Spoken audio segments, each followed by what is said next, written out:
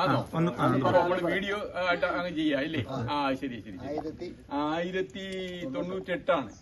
1098. ഇപ്പം 1200 എന്ന് പറഞ്ഞാൽ 101 വർഷമായി. 101 വർഷമായി വീടിന്റെ പഴക്കം. അപ്പൊ ഗുരുദേവൻ വന്ന് ഇവിടെ പാല് കാച്ചി താമസമായതാണ്.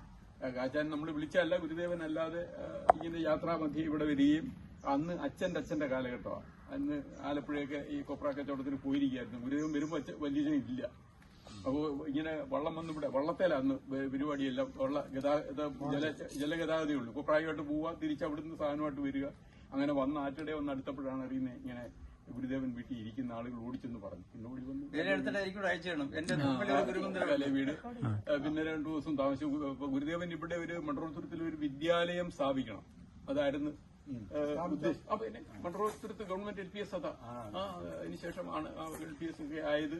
പിന്നെ അത് ഇവിടെ വന്നൊരു ഓർമ്മയ്ക്കാണ് ഞാൻ തുടങ്ങിയതാണ് ഈ ഗുരുകുലം വിദ്യാലയം ഇപ്പൊ ഉള്ളത്. അത് വൈഫായിരുന്നു. ഞാൻ റിട്ടയർ ചെയ്യുന്ന വരെ അദ്ദേഹമായിരുന്നു നടത്തിക്കൊണ്ടിരുന്നത്. അപ്പോ നമ്മൾ റിട്ടയർ ചെയ്ത ശേഷം പിന്നെ അദ്ദേഹത്തിന്റെ കൂടി അതിൽ നിന്ന് നമ്മളിപ്പോ നടത്തിക്കൊണ്ടിരിക്കുന്നു. അപ്പൊ ഇദ്ദേഹത്തിന് ഇപ്പൊ ഇച്ചിരി അസ്വസ്ഥയൊക്കെ ഉണ്ട്.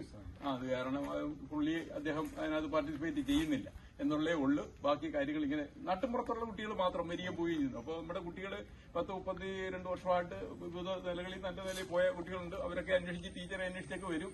അങ്ങനെ ഒരു സന്തോഷ ജീവിതം പോകുന്നു.